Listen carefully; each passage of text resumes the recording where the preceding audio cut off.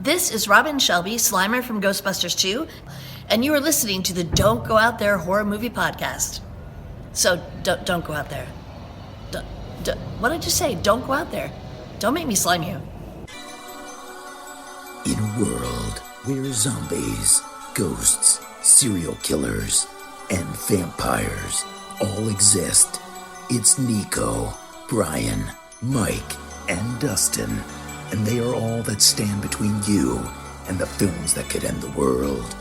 Welcome to the Don't Go Out There Horror Movie Welcome back, Podcast. everybody, to the Don't Go Out There Horror Movie Podcast. Just want to thank all of our fans and listeners. We really appreciate all support. You guys are awesome.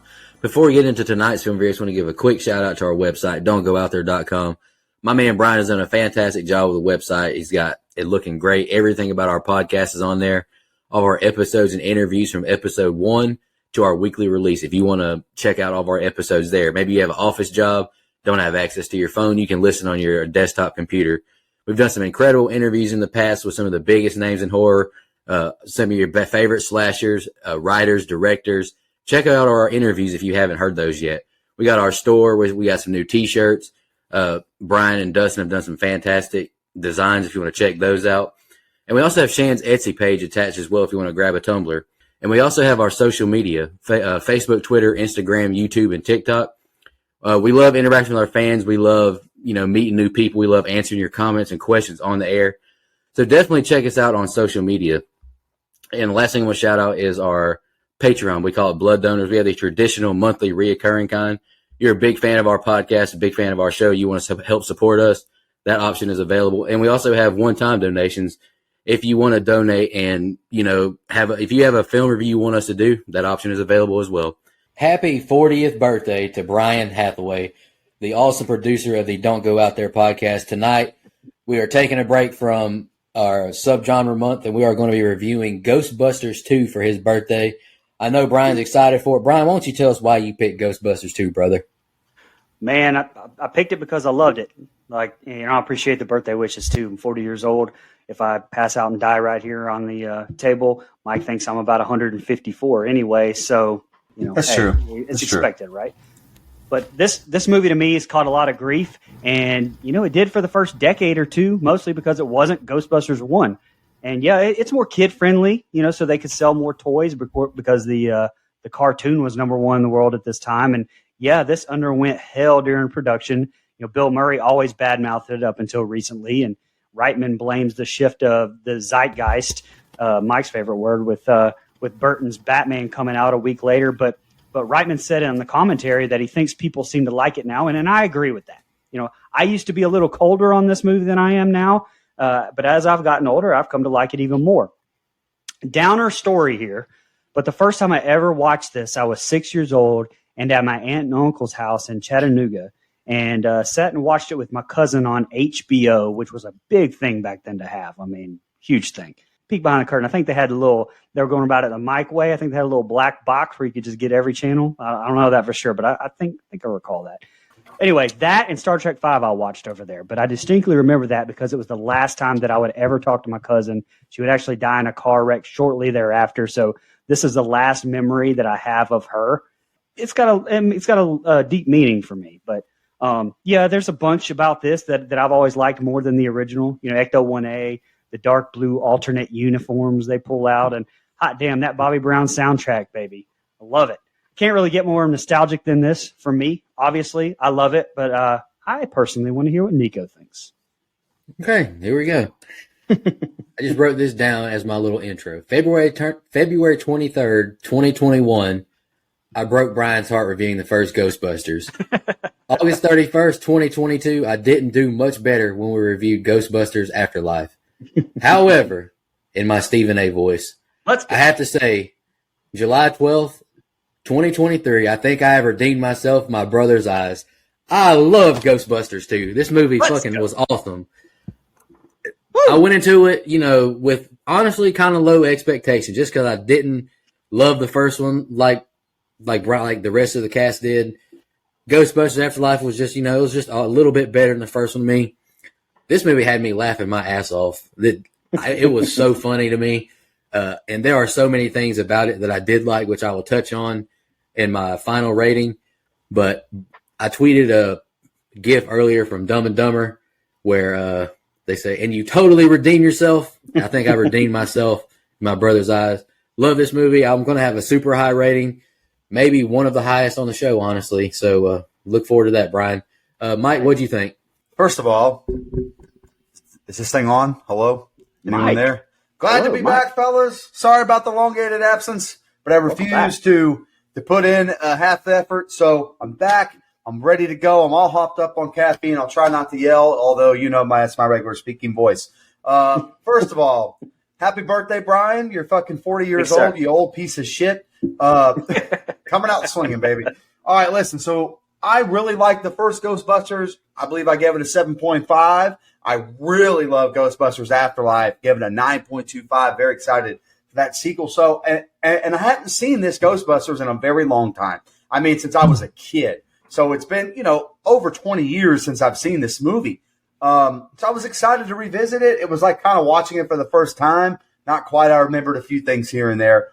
Overall, it was so much damn fun to revisit, man. There's a part of me that just to mess with Brian, there was a small part of me that hoped I didn't like this movie so I could come out swinging in my first episode back. Not the case. I'm about to join in on the fun. Now, I don't think it's as good as that original as far as a movie goes.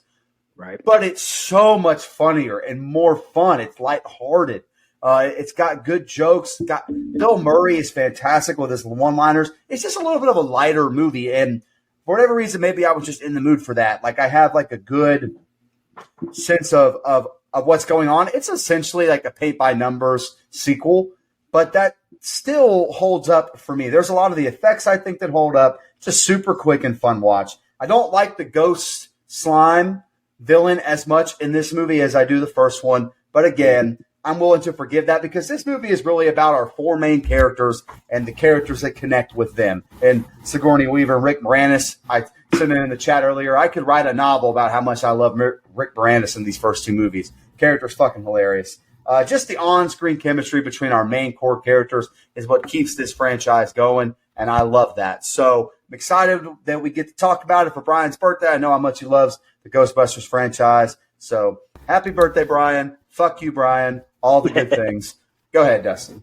Dustin, before you go, listen, I just want you guys to know, and mostly because I don't know what Dustin's going to say here. He may really hurt my feelings. Don't forget that I am 40 years old. Listen, my heart, my blood pressure, I can't take it anymore. So just be, have that consideration whenever you're talking.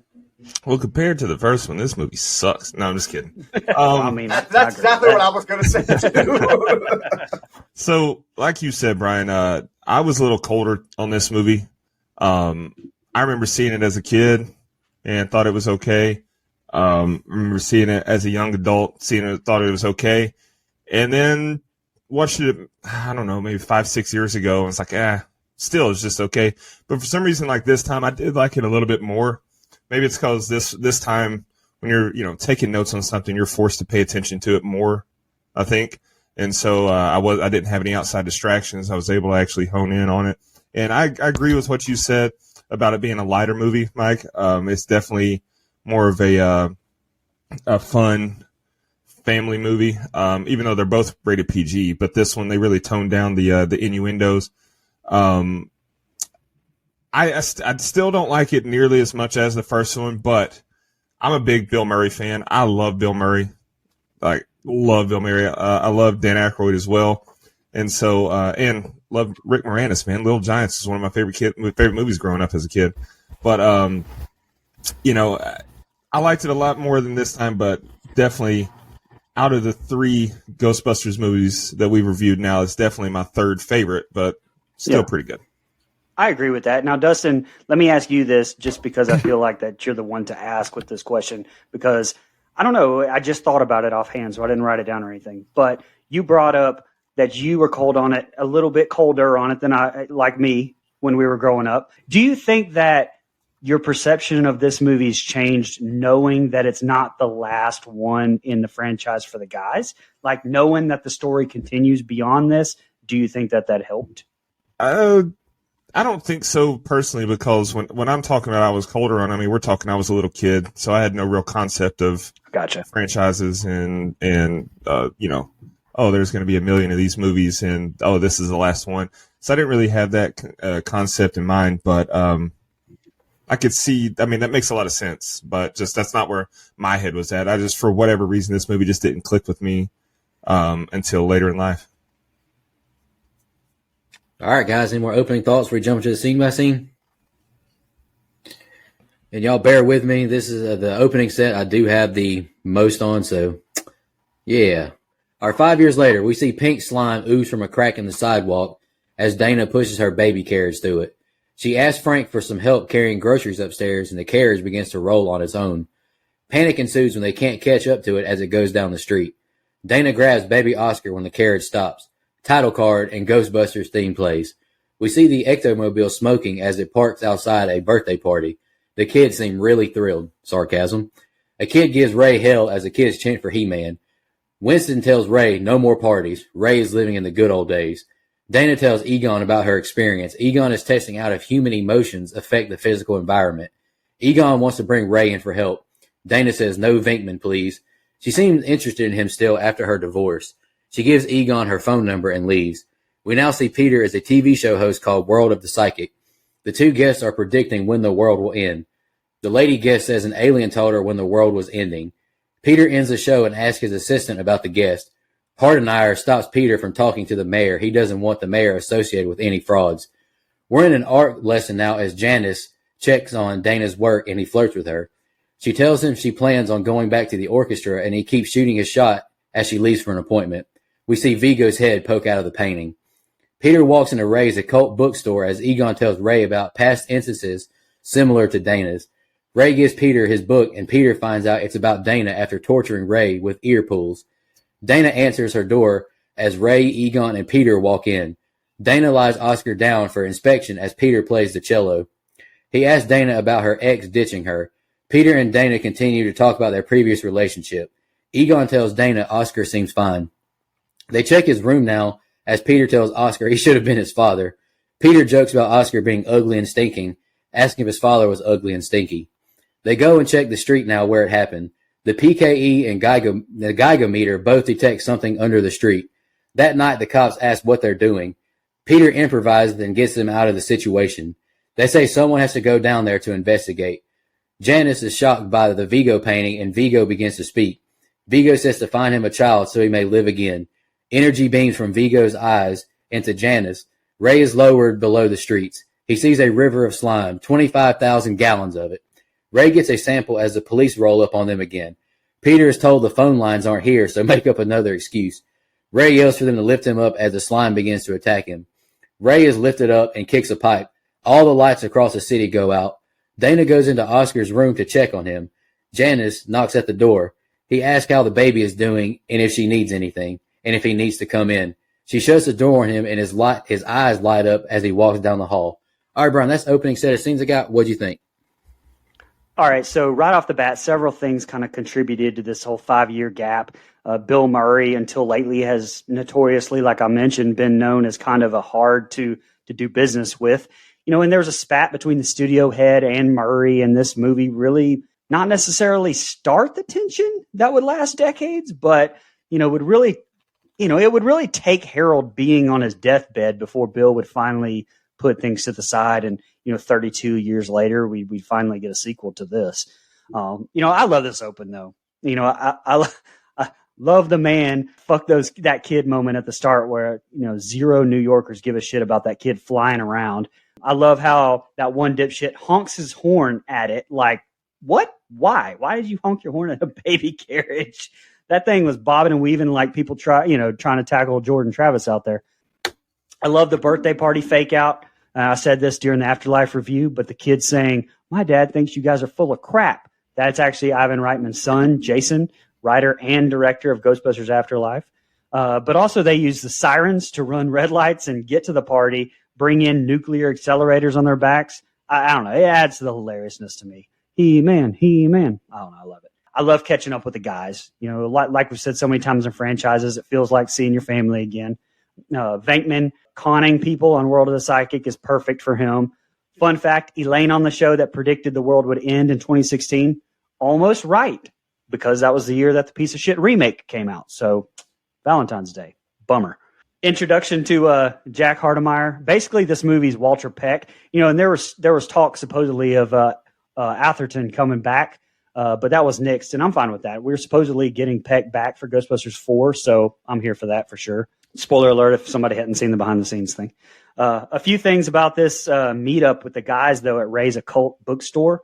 That little throwaway line between Peter and Egon, basically insinuating that Egon fucks all his college students, that takes on a whole new meaning, knowing now what we know happens with his estranged daughter in Afterlife. So I thought that was a nice little touch there. But there was actually an entire gag about Peter pretending to prank call the shop and all, but all that was cut as well. Lastly, Peter McNichol as Janosch steals the movie for me. He's so good. And his first line in the movie here, everything you're doing is bad. I want you to know this. I say that all the time to people. He's so good. Just so much good in this set of scenes, and a lot, like that gynecological exam line. I didn't appreciate that, when I was younger. That makes this so much more funny now and so good now, including that whole exchange with the cop while they're going underground for the first time. I just so good to me. Yeah, I think this opening is just as memorable as the first, like the first one's opening for me. Like it again. I hadn't watched it in a long time, and I cranked it on. I was like, yeah, okay. I know what's going on here, because again, it had been like over 20 years. So I love that NYC setting. It takes us right to, feels like a Ghostbusters movie right off the bat. Also, I would just want to say 80s Sigourney Weaver can call me anytime. Holy smokes. I'm not going to lie. In this situation, I'm not 100%. I'd have ran after that baby. I might have looked the other way and just kept walking. That feels like a lot of trouble to just take up a random baby. I'm just saying, bro. I'm just saying. Anyway. Fuck them kids. Look, that's what I'm saying, man. Fuck them kids. Honestly, it starts off with holiday decorations, so I'm all the way in. Let's go. Is this a Christmas movie? No. It's a Christmas-ish movie? Yes. Big difference. Big difference. I love that we get the Ghostbusters song right off the bat. I love the car. I will always love the car, even though in this movie it's a giant piece of shit that smokes every time it drives. Well, I like that about this movie. I like this idea that it's hilarious. You think they're about to go in a paranormal investigation, and it's a fucking kid's birthday party. It cracks me up so much. I love it. Also, those guys dancing and singing their own theme song is meta as shit. And Mike loves meta, so shout out to that. I thought that was pretty cool. Look, the only small complaint I have is nothing in New York City paranormal happens in 5 years. Like, that's kind of strange. I feel like that's a weird gap. I know that's just like the real life gap, but I don't know. I felt like that's a little bit of a weird gap, but that's such a nitpick, man. But I do like a little bit of exposition here. If you haven't seen the first movie, which why haven't you done that if you're watching Ghostbusters 2? But on the chance you haven't, they do enough to kind of fill in the blanks and let you know what happened in the first movie here. I always like that there's at least one smart guy in this group. Oh, there's really two. There's two actual scientists, but I like that we have that back and forth between Bill Murray and everybody else, essentially, really, because Bill Murray's the laugh guy and everyone else is the smart or the super smart guy, which brings me to my point. Bill Murray is so fucking funny in this movie. Steals the scene every time he's in it. It doesn't matter. Comedic timing is impeccable. One-liners. Even the toned-down PG version of Bill Murray is so much funnier than half the people in all these other movies that we've done. He's fantastic. And I know that he thinks, and this is just me, I was Bill Murray in this scene because he thinks psychics are totally full of shit. Crocs, total crapshoot. If you're a psychic, sorry. If you're offended, please take it up with @Brian Hathaway. The world didn't end in 2016. Gives me all the proof I need to know this lady's full of shit because we have the benefit of hindsight, baby. Let's go.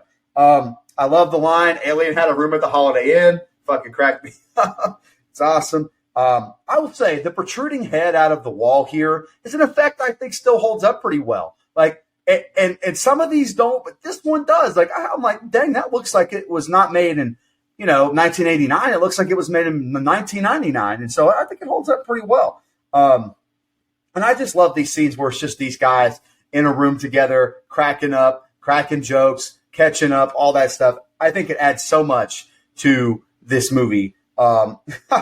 Again, Bill Murray went with the one-liner, "It stinks. Did his father stink?" It's just so good, man. I kept writing down one-liners, so y'all have to bear with me because I think it's great. Also, when they're trying to drill a hole here in the city, Dan Aykroyd's New York accent is top-notch. Like, that sounds like he's from there. He lived there his whole life. Is from Yonkers. Like, it's great. Small nitpick, and then I'll get out of here. The Vigo painting, to me, is not it's probably my least favorite villain in this franchise, only because, one, it's a painting the entire time, and two, we don't really get to see it come to life until the very end, which I'll get to at the end. But it's a little silly, a little hokey, and I know that was kind of the intent.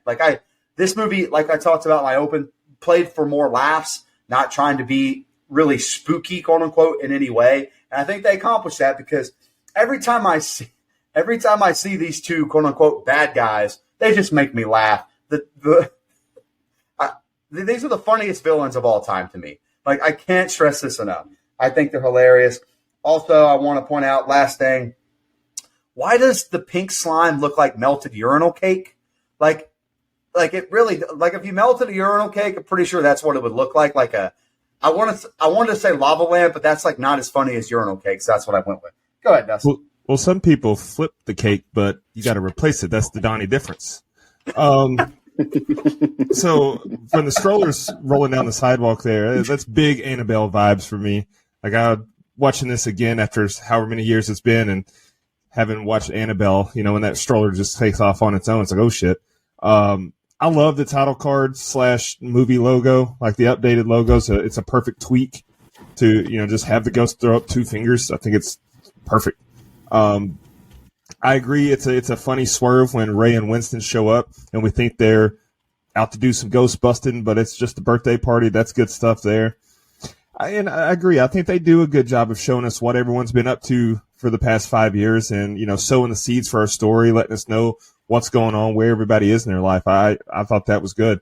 One of the greatest lines that we've ever had on this show is, "I'd like to run some gynecological tests on the mother." Well, who wouldn't? Like, that's so fucking good to me. And that's like the raunchiest thing that's said in this movie too. And it's just so perfectly delivered. When the painting comes alive, I agree that the effects look good. Like, it's creepy. It's good effects and everything, but I don't know, the head kind of poking out there, it's kind of a wet fart when you realize that, like, nothing happens until the very end of the movie, like with the painting until the very end of the movie. So it's just kind of, I wish they'd have either done more or done less. Don't do what they did there. And then, Vigo was played by Wilhelm von Homburg, and all his lines were dubbed over by Max von Sydow. And Wilhelm actually left the premiere in anger when he found out that he'd been replaced. Yikes! That's a tough way to find out just on site there. And then when Ray gets down in the hole there, we see Ivan Ooze's surplus down below the surface there. Back up on the street, that is some great back and forth with Vinkman and the police. Like, I cracked up. The cop said, "You're not with the cable company, you're not with the phone company, so feed me another one." And he just, without missing a beat, goes, "I've got a major gas leak over here." Like, that shit was so funny to me. And then last thing I put is, when Dr. Poha went to Dana's apartment there, and he's all being creepy in the red illuminated hallway.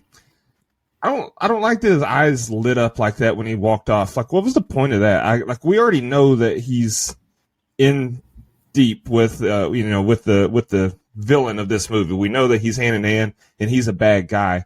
It didn't add anything. It didn't do it the rest of the movie. He seemingly had no powers at all the entire movie. So I just wish they'd have left that out. We already know he's a creepy piece of shit. That's good enough. But overall, it's it's a pretty good open though, because it's entertaining as shit nonetheless. All right, we're on trial now as the judge says ghost stories are for the kiddies. We stick with facts. Lewis is their attorney and doesn't seem too confident. Hardenmeyer tells the prosecutor to get them locked up. Lewis does a terrible job of defense as the prosecutor makes her case now, asking their witness what the equipment is. She asks him what the substance is in the jar is. Mr. Fianella says they poured it down there. Objection called for as Lewis repeats what Peter says to him. Peter is asked why they dug the hole. He says sometimes shit happens and who you gonna call? The judge has the three stand up and finds them guilty of all charges. Ray notices the slime twitching.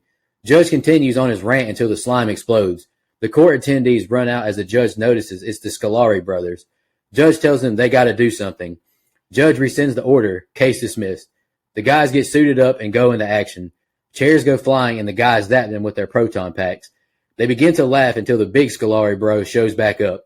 Peter shoots him and Ray shoots his small brother. Egon traps them both. The three walk out. We're the best. We're the beautiful. We're the only. Ghostbusters. We get a montage of the Ghostbusters driving around capturing ghosts, taking samples. Hart and I are disgusted seeing the Ghostbusters commercial. Lewis is scared when he sees Slimer eating in the office. Dana smiles watching the commercial of the guys selling merch. Egon takes the slime out of the microwave and Ray and Egon begin to insult it. It reacts negatively as Ray explains it reacts to emotional states. Ray says they sing to it, talk to it, and Peter is disgusted when they discover Egon is sleeping with the slime. They pour some into a toaster and play music. We see the toaster bouncing around on the pool table. Peter jokes around about selling the toasters and being attacked by it. Peter goes to find Dana as the receptionist says how much he loves his show and Bassmasters. Dana keeps looking at the Vigo painting with curiosity. Peter walks in complimenting her work. Janus asks to be introduced to Peter as he walks up to the Vigo portrait. Vigo was a powerful magician. Dana is uncomfortable with the picture. Dana tells Peter she feels like the painting is smiling and watching her. Dana is at home preparing a bath for Oscar. We see slime begin to ooze out the faucet. Dana turns around and is in shock seeing the slime. She runs out into Peter's house. She's in distress as Peter comforts them. Peter calls Ray, telling him what happened. Ray tells Egon about what happened, and Egon shows Ray on the computer about Vigo. They think there's a correlation between slime and Vigo. Ray and Egon leave to go to Dana's house. All right, Brian, this next set of scenes I got, what'd you think?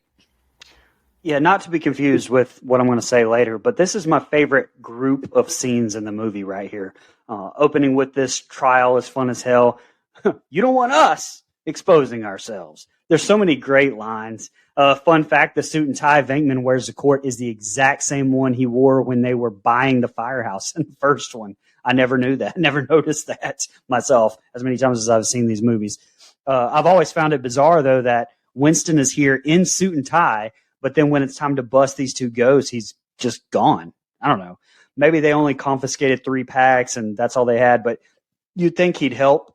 I don't know. That's always bothered me. Winston kind of got the shaft in these 2 first movies, no doubt. I think a lot of his stuff got cut.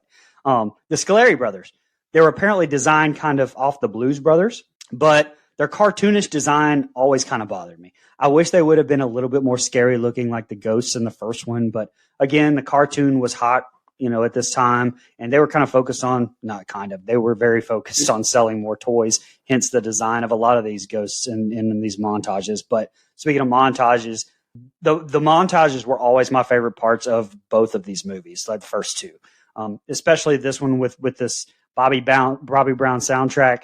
But just watching them out on cases, like busting these ghosts, a lot of which we saw in the cartoon, but I always wanted to see the live action of some of this stuff. The comic book adaptation actually goes even more into each one of these as a lot of these cases, like the jewelry store and the hiker we saw were longer in the initial script. We get the new look on the Ecto 1A, which I loved, and I wish would have made a return in part 3 and Afterlife, but it didn't. I mentioned the dark blue gray uniforms, which I may or may not have one, but apparently that was going to be the look for the movie, but Reitman didn't really care for them, so it was nixed and really only used in this montage and for the publicity shoots. Fun fact, I didn't know until recently, the shot in this montage where they're running red lights and it kind of shows Venkman looking at Spangler like, what the fuck is Ray doing? That was part of a whole entire subplot with Ray getting possessed that we see like later, I think in the next group of scenes at the museum with Vigo and him. It was cut. So this part with him kind of driving crazy and, even though he was possessed, was just used in this montage instead. And the scene where Lewis finds Slimer in the fire station was originally intended to be a running gag where Lewis would try to trap the ghost throughout the movie to prove himself as a Ghostbuster, kind of helping set up the end more, but that was cut as well. Just really leaving this. And shout out to Robin Shelby, who played Slimer before the effects were added, and also did the intro for this episode. Super, super sweet lady. The slime going after baby Oscar, which I didn't say last set of scenes, but two things about Oscar. First of all, he was played by twins, Henry and William Duschendorf, not to be confused with Doofenshmirtz from Phineas and Ferb. But sadly, though, Henry passed away in 2017 at 28 years old. But also, I was hoping really that Paul Rudd was playing Oscar in Ghostbusters 3. But I don't know. Maybe we'll get Oscar back in 4. Who knows? Or this is maybe the last time we ever see Oscar. I don't know. But when Dana and Oscar are attacked by the pink slime in the bathtub, Weaver removing her shirt wasn't in the script. She just did it, which makes total sense, especially as a parent when you see it. But just a fun little fact there. That scene and one other in this movie, which we'll touch on, I think, in the next set, scared me a touch when I was little. Like, the effects to me still hold up. You mentioned them earlier. Most of them, I think they still hold up. I don't care what anybody says. We've seen worse from movies in the early 2000s that we've reviewed. There's no doubt. I agree, man. The majority of the effects do hold up. Like, there's a few I'm like, but got to remember when it was made, for how long ago it was made. You add the budget to that. I think they did a great job with the effects overall. First of all, to start this, Rick Moranis cracks me the fuck up in this movie, man. He is such a little, this little, I don't know, man. I don't know the right word for it, but his character just, God, it gets me every time. I think him and Murray just steal this courtroom scene, man. Like, this is probably my favorite scene in the entire film, this quote-unquote trial that they go on.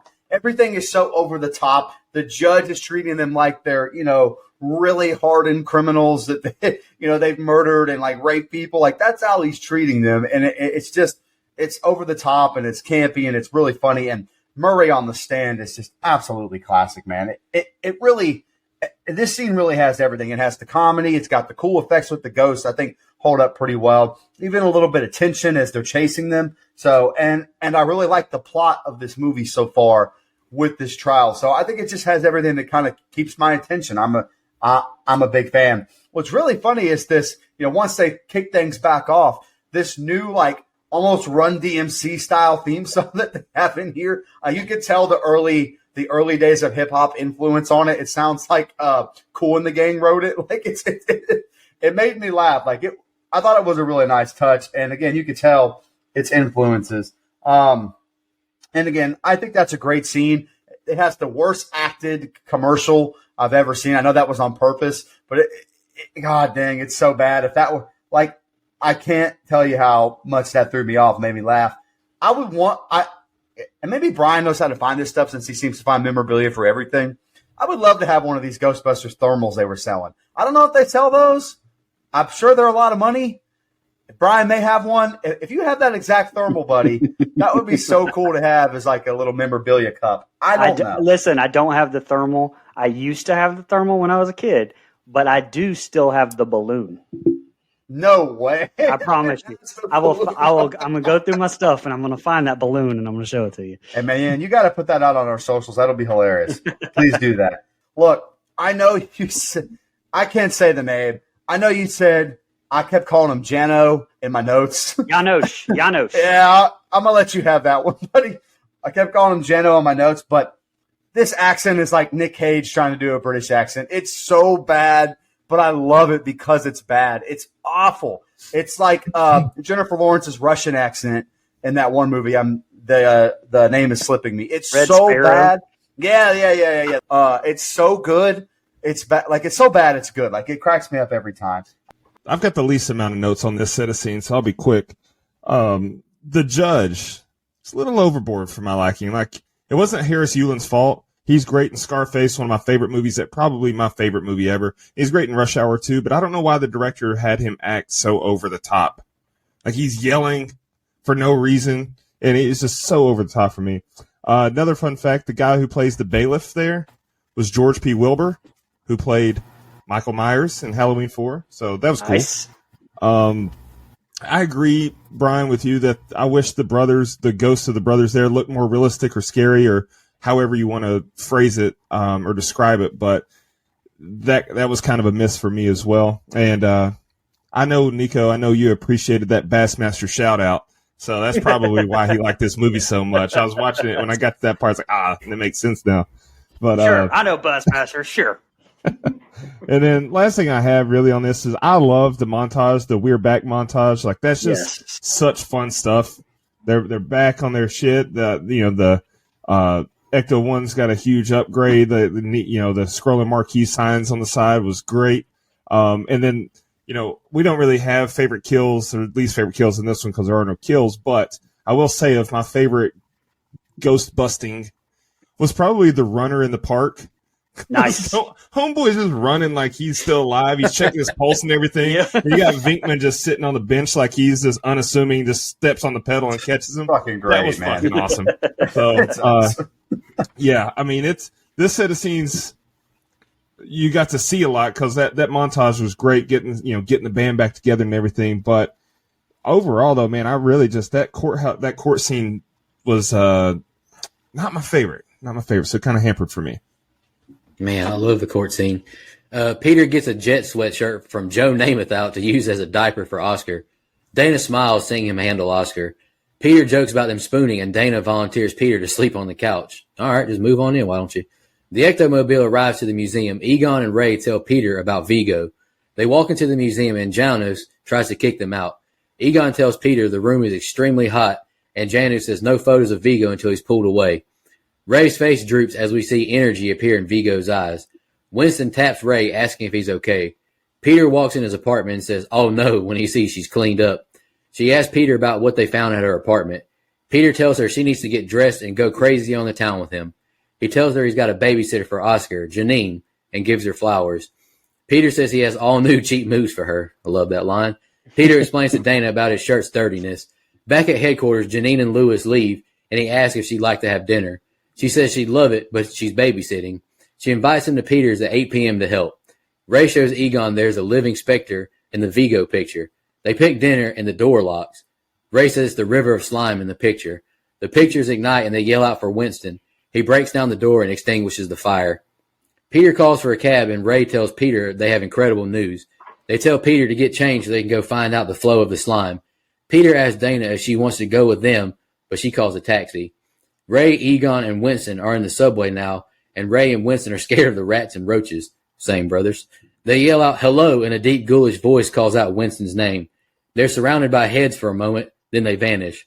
Egon says they should get their proton packs and head back. Winston hears a train, but Ray says they've been abandoned for 50 years.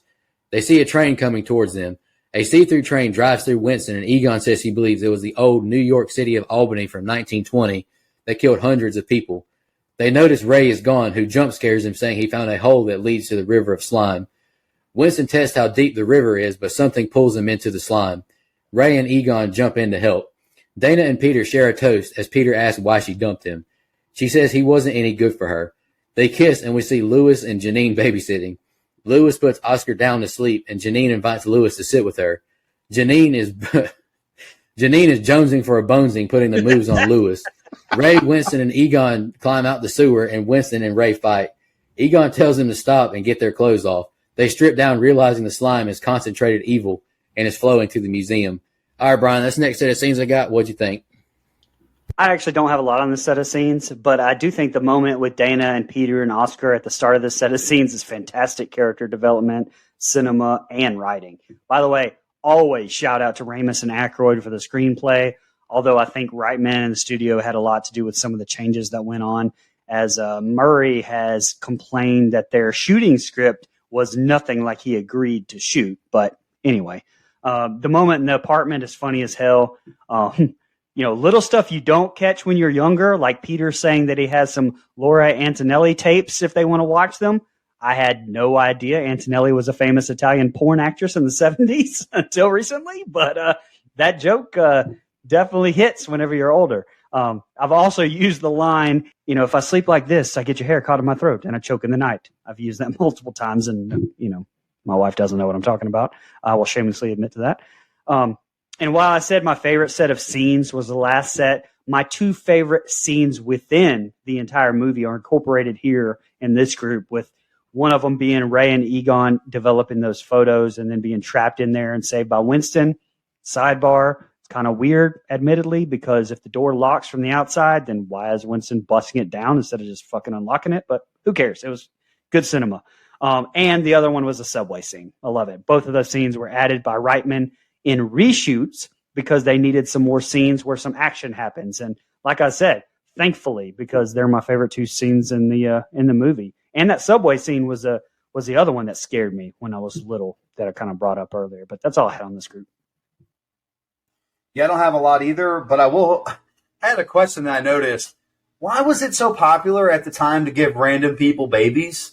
Like 3 Men and a Baby, like look who's like just like really like this little time period was like the king of baby comedy, which I mean it's funny. It just all kind of seemed to tie in around the same time. I thought it was pretty funny. I went and looked it up. You know, some of those movies came out around the same time. I'm not spot on there. Bill Murray taking Vigo's picture is fucking classic. I mean, just absolutely hilarious. Again, he steals it. He keeps telling them to make different faces, and it's the same face. For FSU fans, it's like asking Leonard Hamilton to make a different face, even though you know damn well he's not going to do that. He has the same face on all the time. So that's what I thought. I thought it was funny. Bill Murray saying made some long-distance phone calls, a very dated reference. Doesn't really cost to make long-distance phone calls anymore, so it's not a big deal when someone does that. I thought that was funny, though. Also, Sigourney in a towel. I was speechless. Absolutely speechless. That's all I got to say about that. That's it. I'll let your mind do the rest. I subscribe to Bill Murray's way of doing laundry as well. Just, you know, the shirt's kind of clean. It's clean enough. As long as it's not stiff as a board, I'm good, man. I could hang it out to dry and I'll be good to go. What? Why are your clothes stiff, brother? My clothes aren't. I'm living up to the bit, damn it. Who do you think I am, Jim from American Pie? Get the fuck out of here, bro. Okay, maybe I am. Anyway, like I said, I already mentioned my love of Rick Moranis, but he's just such an underrated part of what makes all of this work for me. His character and Janine, that little like love interest there, I think it really helps this movie, especially some of the comedy, because that should not be happening, and yet it is. Shout out to them. These pictures exploding and catching fire like it's something out of The Exorcist, I thought was pretty silly and hokey, but small nitpick there. A Ghostbuster sounds fun until you realize all the sewer time you have to spend. Like, really spend a lot of time in the sewers. Not a big fan of that. Probably wouldn't sign up to be a Ghostbuster, not going to lie. Especially when you get dumped in this urinal cake ooze that you have to swim in. Not a big fan of that. So, last thing. I love the rekindling of the romance here. I think it adds good character development, good depth. We're getting back to something that's in the, around the first movie, in the first movie, and I think getting back to that adds a little something. It gives everybody involved something to do while all this slime ooze and Vigo stuff is happening around them. So an okay set of scenes that I think leads into one of my favorite scenes in the film. First of all, what was the name? Laura Antonelli? Is that what it was, Brian? Laura, yeah. Laura Antonelli. I don't have this in my notes. This is just, I just want to comment that I didn't even know who that was until you just said it. You're a sick puppy, brother. Anyway, that reference went over my head as a 34-year-old. So, wow, brother, you really in the depths of it. Okay. All those questions to just slam your brother here. Oh, man. But, okay. So when Dana was at Vinkman's, this is the most relatable part of the movie for me. I, too, enjoy being Little Spoon. I don't know why girls think that since I'm 6'5", I automatically have to be the big spoon. It's discriminatory, and I'm against it. Get choked on hair, your arm falls asleep. Anyway, all right, that's off my chest. What is happening? When Ray sees the eyes of the painting getting red and whatnot, why wouldn't he say something about it? Like, he looks at it. He clearly notices it, but he didn't tell any of the other guys that, hey, this painting there might be something with this painting specifically. Kind of bothered me there. And then back at the station, Janine answered the phone saying, well, just don't go in there. Damn it. She was so close to saying her name. Why did she say just don't go out there? But, okay, that's fine. And then the worst part of the movie to me, when Spengler suggests Chicago-style pizza, no one wants that tomato casserole. Yuck. What the fuck are we doing here? That's not and even a question. they're New Yorkers wanting Chicago style. I mean, that's Chicagoans don't even eat Chicago style pizza. Anyway, when the three guys were in the tunnel there, I thought that was creepy as hell when all the heads just appeared out of nowhere. I really liked that whole scene. That was some good stuff, the whole thing. And then last thing, I love Lewis's rendition of Snow White. Like, he really nerded it up. That was just great shit. Talking about how they don't have to pay taxes and all this. That was great. And then Janine, my girl's just risen him up. That was fantastic. Where did this side of Janine come from? But speaking of Janine, though, I don't like her change in look for this movie. I know why they did it. Like, the real Ghostbusters came out and they wanted her to look more like her rendition in the cartoon. But I don't know. I wish that they would have kept her look more authentic to the original, but that's just a minor nitpick. Makes no difference. Girls change their hair all the time. It's fine. But yeah, I agree. I like this set of scenes a lot. There's a lot of good stuff in there. The three run in to tell Peter the news, causing a scene. The police come in and arrest them. Ray says, "We need to see the mayor." We're at the mayor's now, and Dana walks into Peter's apartment, seeing Lewis and Janine getting frisky. She goes to check on her baby, and they get back to action. The mayor walks in and says they have 2 minutes. Ray tells about the slime under the city. Then Winston explains it in common folk terminology. All the bad attitude in the city is causing it. Mayor says being miserable and treating people like dirt is every New Yorker's God-given right. The Ghostbusters threaten to go to the press, but Hardenire has them locked up in a mental institute. Janus speaks with Vigo and is commanded to bring the child so he can live again. Janus asks if he brings the baby, can he have the woman? So be it, Vigo says. Lewis and Janine watch a movie as Dana says they don't have to stay. The window opens in Oscar's room as the breeze blows Dana's hair. She goes into the room and sees Oscar is missing. She sees him on the ledge of the building. She yells for Lewis, who tells Janine to call 911. Dana crawls out to Oscar, but the ghost of Janus appears, snatching him away. She says she has to get to the museum to save her baby. The guys are talking to the shrink about the slime and Vigo painting. Dana makes it to the museum and slime oozes from all the crevices covering the building.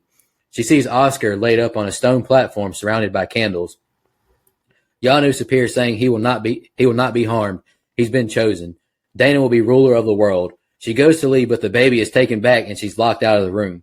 Chaos ensues in the city as ghosts attack all over. The phones are off the hook at the police station, not believing what they're hearing. The Titanic has arrived at the dock and they're in shock. The mayor walks into the big meeting saying to call the Ghostbusters. Hardenire doesn't want to, saying they're not available. They're committed in the Parkview Mental Hospital. Mayor has him kicked out of the building and to get the Ghostbusters. We see an aura filling the sky as we see Lewis walking out the hospital with them. The Ectomobile shows up to the big slime cocoon to big cheers from the crowd. Yanu says at midnight the city will be mine and Vigo's. He asks Dana to marry him, pitching all of the benefits. The guys use the proton packs on the cocoon to no success.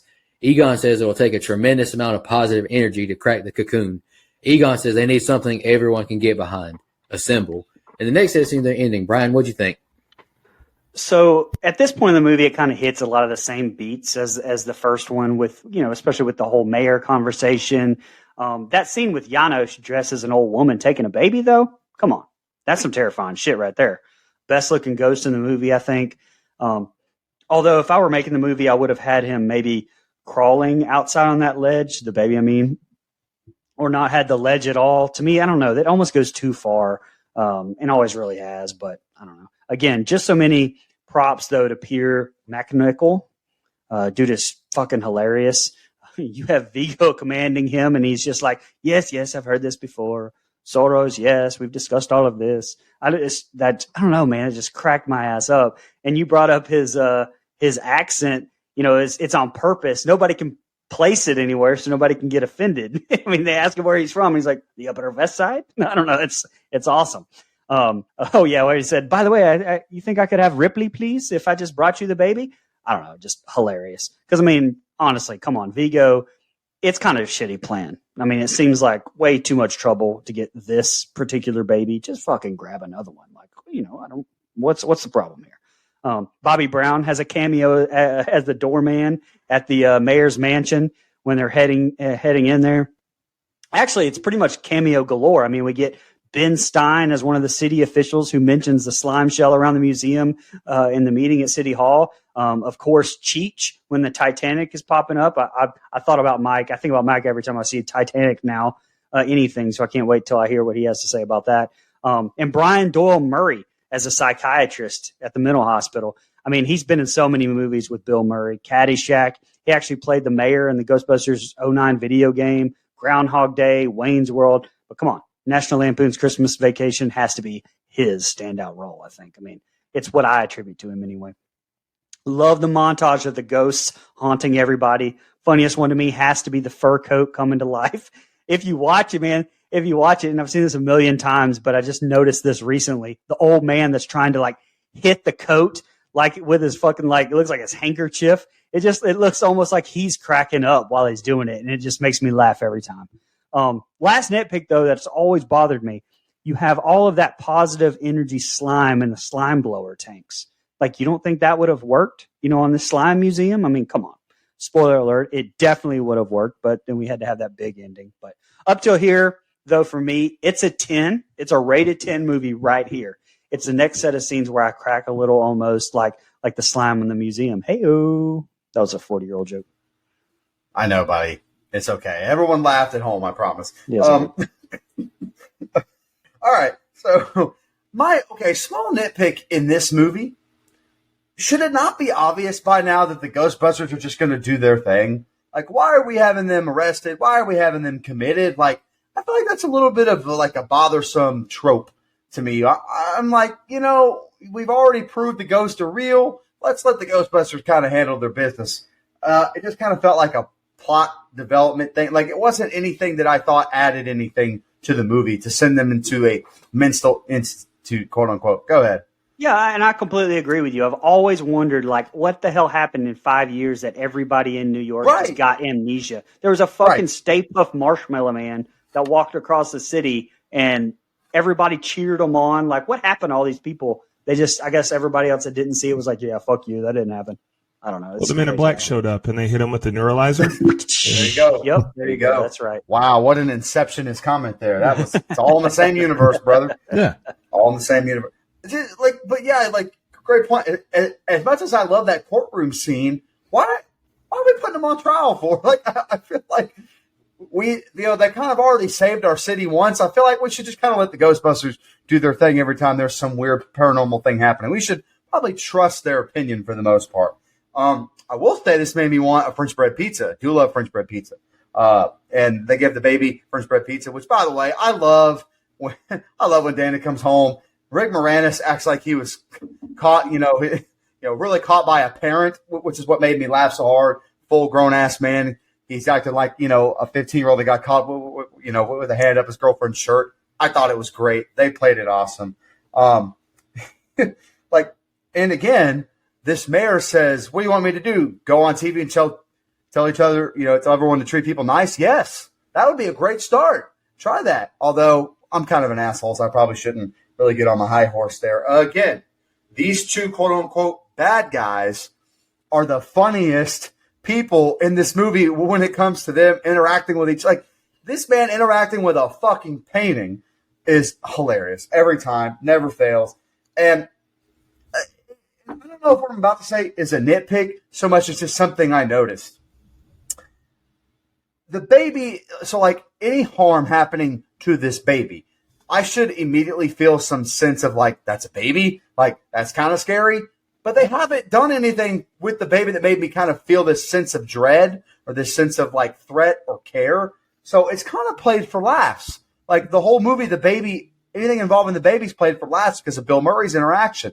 So when the baby is out on the balcony or ledge looking over the entire city of New York, it's fucking hilarious. Like, I can't, there's this baby and he's just out there chilling, man. I thought it was really funny, especially when the ghost tries to get him and it's this giant, suburban commando arm that reaches out for him. It's fucking hilarious, man. So any like sense of dread I'm supposed to feel, I just don't. I don't know if that's necessarily a bad thing, just something I noticed while watching the movie. So anyway, and again, the baby floats through the air. Thought it was hilarious. Shout out to the most beautiful ship of all time, finally making her grand entrance at New York City like she was supposed to. Shout out to the RMS Titanic, baby. Better late than never. Crack me the fuck up. That is a great one-liner, whoever wrote that. I thought that was great. Again, looks less like Jell-O more like a giant melted urinal cake. Just throw that out there. And last thing, I love that we get these feel-good moments like, all right, we're about to go take down the bad guy. A little cheesy, a little over the top, but it wouldn't be Ghostbusters without it. So I thought as we go into this set of scenes, Brian, you're correct. At this point, for me personally, it's about an 8.5. It's the next set of scenes that kind of takes it down just a smidge. How many urinal cakes have you melted in your lifetime? Because you're adamant that that's what it looks like. That's what it looks like, brother. Just one. It only takes one. You never forget your first. Sorry, just kidding. That's true. All right, man, Janine and Lewis were getting active, boy. Hell yeah. And Lewis, now I laughed at that part too, Mike, when he was acting all like, oh, we weren't doing anything. And then Dana's like, I know exactly what you're doing. She's like, I don't care. You're adults. Like, that shit was so funny to me. And then Hardmeyer having them committed. What a dick. But also, it's that easy to get someone committed? Like, I get it, he works for the mayor, but wouldn't they have, asked him a few questions to make sure that they deserve to be committed? Or, like Mike said, they just forget that they're the fucking Ghostbusters? Like, oh, what are you talking about, Ghost? No, you must be crazy. Let's lock you up. That was a big head scratcher for me. And then when Oscar was standing on the ledge outside the window, I get what you're saying, Mike. There had been no danger presented at this point. But me personally, my stomach dropped. Two things I don't fuck with: heights and rats. That shit got to me. Like, it's weird because I love roller coasters and I'll fly on planes all day. It's not that kind of height. It's the unsecure height, like standing on a ledge with nothing, keeping you from falling. That shit fucks with me. So yeah, Oscar, man, back the fuck up. When they try to zap the slime barrier, at the museum to get inside, how dare those fucking people boo? How dare they boo? Like, these are the Ghostbusters. They're here to save the day. And just because they have one little, oh, well, that didn't work, we're going to have to try something else, they start booing? That's ultimate hating. I would expect it out of Philadelphia, but not New York. Facts. And insert the 50 Cent clip. Say, fuck me for. Yeah, what do you say fuck me for? But yeah, this set of scenes, though, I enjoy it. I mean, I really, it's an enjoyable movie. But as far as continuity and plot points go, this set of scenes kind of made me realize, wait. This has been a days-long buildup of, like you said, we've had 5 years of no ghost activity at all. Then all of a sudden it's happening at once. But also, Vigo doesn't really have any power yet because he just now got the baby. And so it's like, the timeline of things is kind of like, it's kind of like they just did it for convenience sake. And so I start to question it in that regard. And even more so in this next set of scenes. All right, they're at the Statue of Liberty now and hook up tons of speakers and spray good slime all over. They play music and the statue starts walking towards the cocoon. Lewis gets dressed as a Ghostbuster, saying he was born to wear this as he kisses Janine. Police escort the statue through town as the music gets the crowd into good spirits. Lewis boards the Slimer bus. The statue crashes into the museum. Dana runs off with baby Oscar. They descend down and Ray hoses Janus with positive slime. Wind blows as a hose wraps around Dana. Peter hides Oscar and Vigo appears. They shoot him with the proton packs, but he knocks them all down. None of the guys can move and they're not okay. Vigo grabs Oscar and Peter shit talks Vigo, distracting him.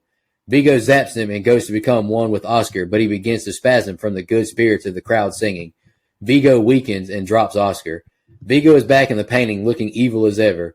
Ray walks towards the painting and Ray has become Vigo. They blast Vigo with the packs, destroying the slime cocoon. The crowd praises Lewis. Peter kisses Dana and Ray tells Egon and Winston how much he loves them. Janus wakes up and Ray tells him he loves him. They hug and Winston tells them to look at this. We see a portrait of the Ghostbusters with the baby in ancient Greek clothes with baby Oscar in a carriage. They walk out victoriously to the crowd, and the film ends with credits highlighting the characters. All right, Brian, that's the ending. What'd you think? The best part of the ending to me was the credits. You got to see a little bit more of the busting montage. But as far as this set of scenes towards the end here, it's fine. It's whatever. It's fun, yeah. But you just had Stay Puft in the last one. Why'd you have to go the giant enemy route again for the ending? Just have had them be able to get in the museum with the slime blowers, and then have an ending with Vigo a little more like hardcore than what we ended up getting. Come on. Use the Statue of Liberty budget on something more like with Vigo, for instance. I mean, sure, yeah, it's fun and all. I don't know. It would have kept this at a 10. Perfect movie for me, in my opinion, at all. Now, fun fact, the joystick the team uses is an NES. That's Nintendo Entertainment System for you youngins. Advantage joystick with most of the body removed. Now, everybody probably looks at this and goes, ha ha ha, no way the Nintendo joystick powers a statue, but it can power a submarine, we just found out in 2023. Maybe too soon on that one. Going to date the show for sure, maybe. Well, did it power it, though? Did it? It powered it deep. It just couldn't get it back up. That's what she said.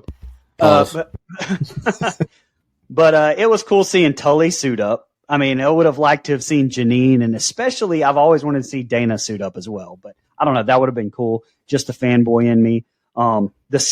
Big nitpick here. The scaling on the Statue of Liberty is awful, like in a bunch of these scenes, like really bad, especially when the guys are coming down the ropes. That Statue of Liberty looks like it's, hardly, I mean, it's not tall at all. I mean, it's crazy. But again, I would have liked to have just seen a better ending and no Statue of Liberty, but with all the issues they were having with the studio, and from what I've read, it's better than some of the alternatives that the script said. So it doesn't do enough to ruin the movie for me. But and when the guys are laying on the ground and Venkman tries to just insult Vigo to distract him and it doesn't work, I loved that callback to that particular moment that we get in the third one in Afterlife when they're all laying by the car and they try the exact same. Venkman tries the same exact thing and it doesn't work again. I think that was a fantastic callback. So the best part of this scene, or ending of the movie to me, was the credits. All right. My final thing it's the only one I have with no urinal cake mentioned. So here we go. There's this bathroom in the mall that I work in that's it just reeks, and it's because they don't change the fucking urinal cakes. So that's what I thought of. I know, buddy. Tell your cleaning crew to watch Ted 2, and they'll understand. I know, buddy. I'd rather them do a fucking trough like like the old Orange Bowl. Fuck it, let's get a fucking. We still have that in the stadium. Go ahead. It's a good thing. It's a good thing we didn't bring up urinal cakes in this set of scenes. Well, in my actual notes, I don't have anything, but yeah, I went ahead and did it anyway. Fuck you, Brian. You're old. Anyway, first of all, I'm not a big fan of this set of scenes because it's a little paint by numbers. You mentioned the giant, kind of funny enemy thing that they did in the first one with the Puff Man. They tried to do something very similar here. And my comparison that I thought of is the Hangover franchise, where the first movie, undoubtedly fucking hilarious, one of my favorite comedies of all time. Then they pretty much do the exact same movie for the sequel, just in a different country. And it's funny, but it's literally the same movie with the same ending, with everything. So I kind of got that beat by beat feel with this movie. Now, it's funny, it's lighter, I still enjoy it, but when you get to this ending, it's like, it feels like I've seen this before. There's nothing new being said. And I mentioned this in my opening.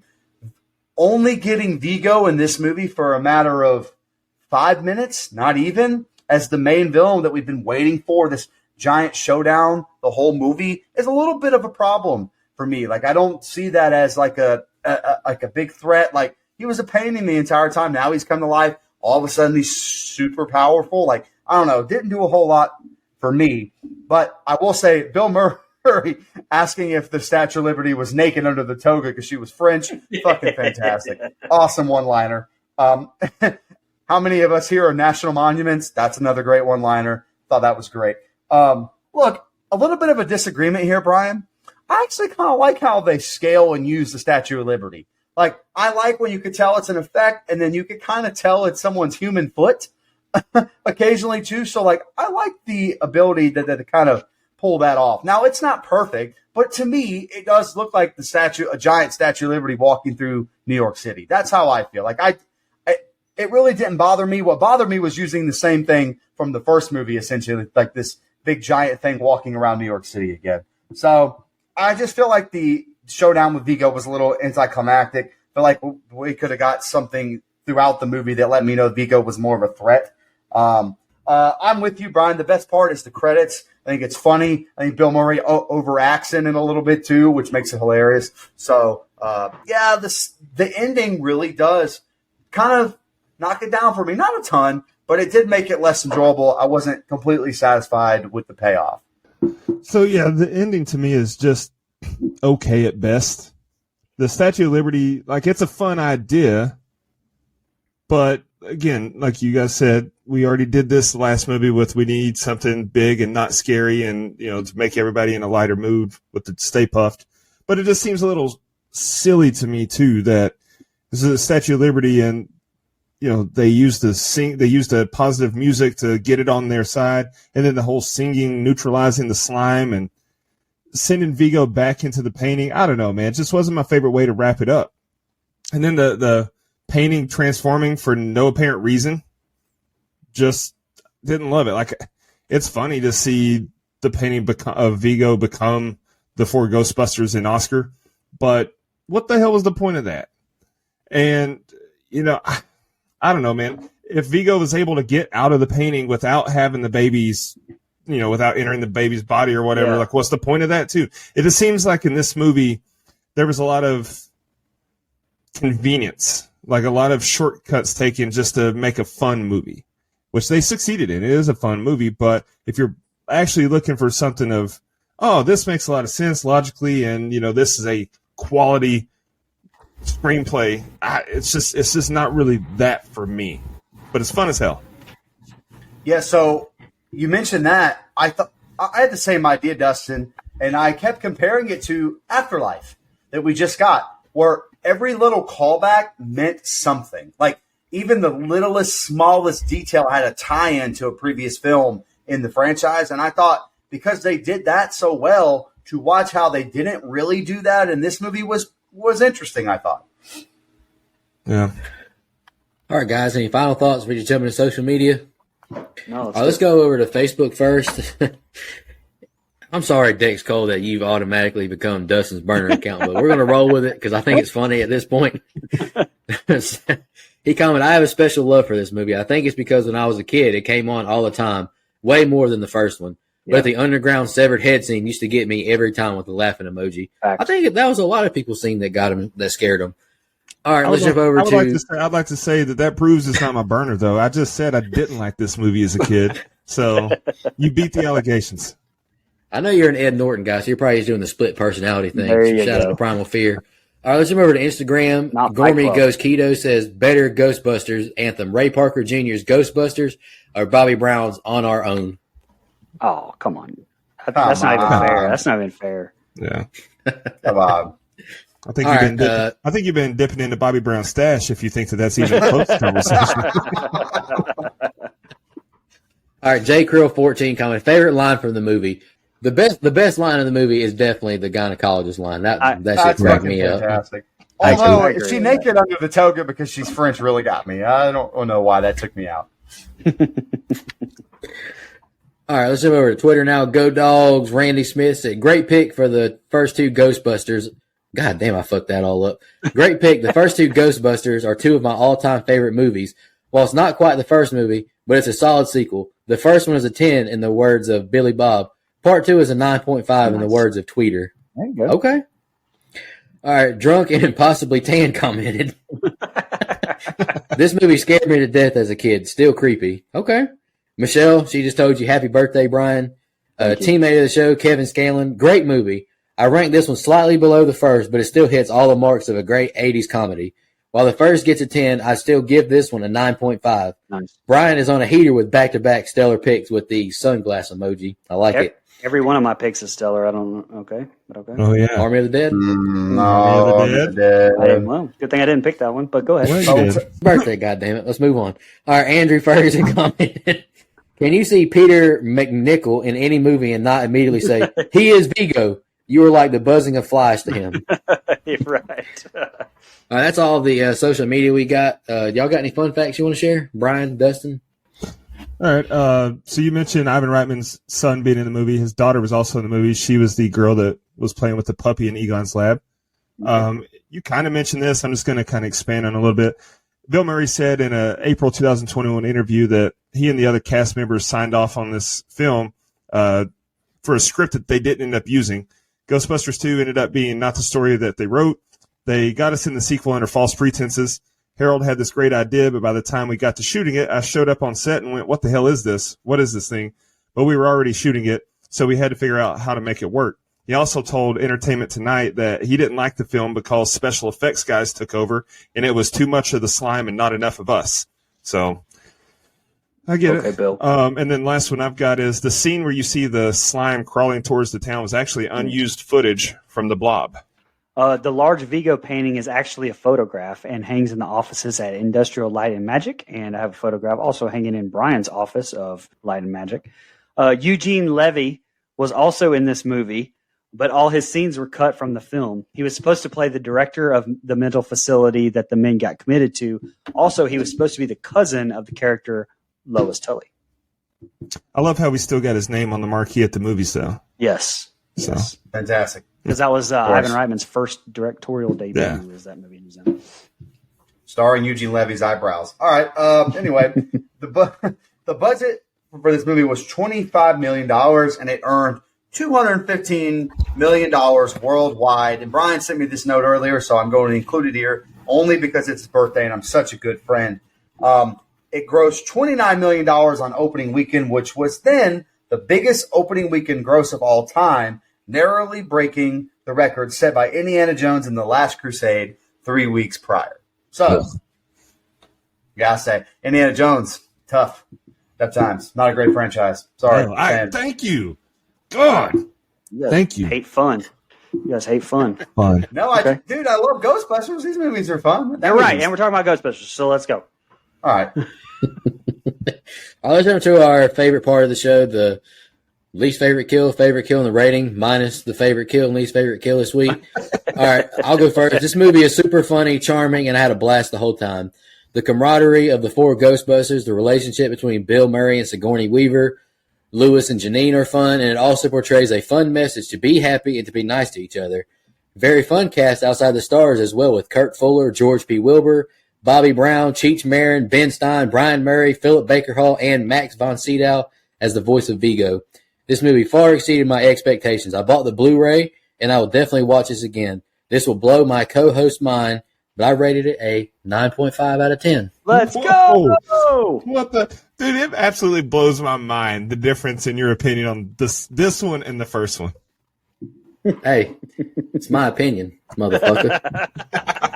Go ahead, Mike. All right, so yeah, look, obviously we have no kill, but this movie's such a blast. Like, there is just something about this movie that I have a little more fun with than the first one. I still think the first one is a better movie, but when it comes to enjoyability factor, if you cut out the last 10 minutes of the movie, like, this movie just more enjoyable to me, more fun, lighter. I think Bill Murray's one-liners are great, and I do miss some of the crude humor that we get in the first one because that's just clearly my kind of humor. But I even think they use the lighter humor to its advantage throughout the whole film. I think the like I said in my opening, it's the characters in this movie that make it. And, you know, Bill Murray or Aykroyd, whoever said that, complaint about too much slime, not enough of the guys. I don't even know if I agree with that. I feel like we get so much character here in this movie with our four main, and then we get the side characters, and I think all of them interacting is what makes this movie work so well for me.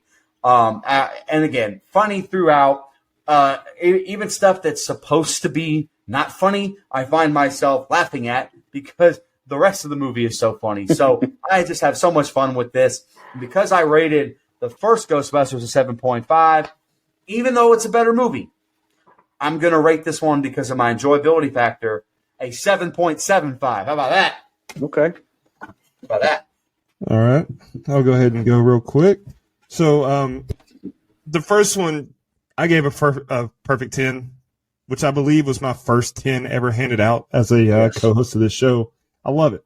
This one just isn't as good. I still enjoy it, but it doesn't hold up to the original. Bill Murray is the GOAT. There are some great one-liners in this one.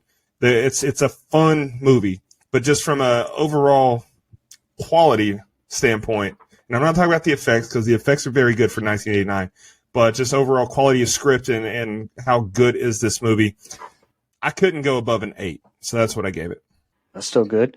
Okay, so I do feel like, Mike, you talked about the characters and the four main guys getting a lot of screen time. I do think that Winston gets the shaft again in this movie. A lot of his stuff was cut again, and I hate that it took 32 years to finally get a sequel to this. And apparently in Ghostbusters 4, Winston has come out and said his name is not Winston, but here we are. I'm calling him Winston. Came out and said that he is very happy with the route that they took in Ghostbusters 4 with Winston, which hasn't been released yet. But I'm looking forward to him finally getting some comeuppance. There's so much I think they could have done with this. But like I said before, like the Ghostbusters video game cutscenes from 2009, I think is a pretty good Ghostbusters 2.5. Takes place 2 years after this in 1991. But anyway, I love this. I can't hold that back. I gave the first one a 10. I gave Afterlife a 9.75. I'm going to go with Nico and give this one a 9.5 as well. The first two movies, even 34 years later, still hold up, in my opinion, very damn well. And if you haven't yet, go listen to our Ghostbusters 3 Afterlife review. Don'tGoOutThere.com. All right. So that gives us a composite rating of 8.6876. I'm sorry, Wow. 8.6875. And the IMDb rating is at a 6.6. So we clearly know cinema more than they. There you go. Fuck 'em. Who cares what they think? Man, I know that we've said a lot during this review that this was more, lighthearted and not as dirty as the first, but it still had some raunchy jokes though. Oh, yeah, the gynecologist joke, and then they were insinuating Egon was fucking the slime. I mean, I thought that was funny, man. That's a good line. Like, yeah. Then Lewis and Janine, they're getting it on the damn couch. I mean, there's some good stuff in this movie. There is a sure. lot. You're right. This Absolutely. movie's funny, man. I laughed my ass off at a lot of scenes. I loved it. Bill Murray was he would call him Butter because he was on a roll, god dang it. Or any more I need you to rewatch the original. I need you to rewatch the original. We got to get that score up a little. All right, I'll watch the original again, then I'll give this one a 10 after I watch that one. All right. Anywho, I don't even care. I'm just glad Nico likes one finally. Any final thoughts where you shout out the blood donors? You gotta totally redeem yourself. That's right. The Rocky Mountains ain't that rocky. All right. Big shout out to our blood donors. We really appreciate y'all. Y'all take a big burden off of us. Economy sucks, but y'all love us and our podcast so much. You financially contribute. We appreciate it. Camper level reoccurring Clayton J, Nina, Michelle Mirza, Andrew Ferguson, the Horror Movie Crew podcast, Alex Seligson, Eric Doolittle, Sean Irwin, Brian Samick, Trisha, and Kelsey Miller. Camp counselor, we got Dennis Kennedy, Edwin Hernandez Gunn, Joe Swinford, Jennifer Davis from the Too Close to Home podcast, Kyla Denise, all the way from Australia, Adrian Aiello, Karen, Matt Strickland, Gail Kuntz, and we also have a new camp counselor blood donor, the man with the greatest Instagram handle, Optional 13th Ghost. Really appreciate y'all. Y'all take a big, big burden off of us. Next week, when we're getting back to subgenre month, and it's Mike's pick, he's got a slasher. Mike, you want to announce your pick for next week? This is a good one. This is a great time for it as well. Yeah. Yeah, so I kind of sent it in our group text, and I'm going to kind of get back into the habit of picking just some bigger movies or some horror classics, if you will, or horror cult classics that we haven't covered that we need to. We're running out of those, so eventually I'm going to have to be original and pick my own fucking movies. But until we run out of those, I'm going to keep that same line of thinking. So I went ahead and I picked Sleepaway Camp, the original Sleepaway Camp. I know a lot of people love Sleepaway Camp 2. We're going to go with a summertime favorite, the original Sleepaway Camp, because I got dubbed Slasher Guy, which I am Slasher Guy. I love slasher movies. And I think this one, haven't seen it in a long time. I'm excited to rewatch it to see if I still think it's really campy fun or if it puts me to sleep. And I'm excited to see what my co-hosts think as well. Hey, man, sometimes I watch this like, what's the Ice Cream Man one that I used to love? Fuck that movie. It sucks. All right, guys. Any final thoughts? Brian, birthday pick. Think we did a good job this week? Yeah, thank you guys for doing it. And Of course, man. who are you going to call? Just want to remind everybody,